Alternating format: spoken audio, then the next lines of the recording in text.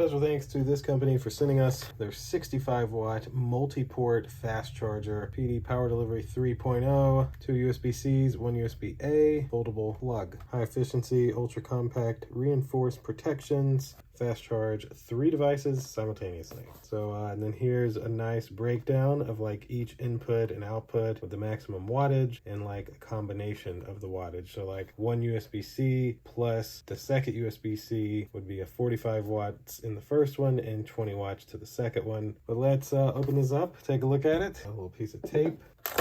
There we go. Now we're in it.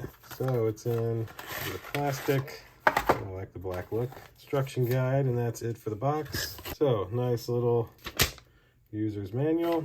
And then this, oh wow, very compact, I like it, is the charger.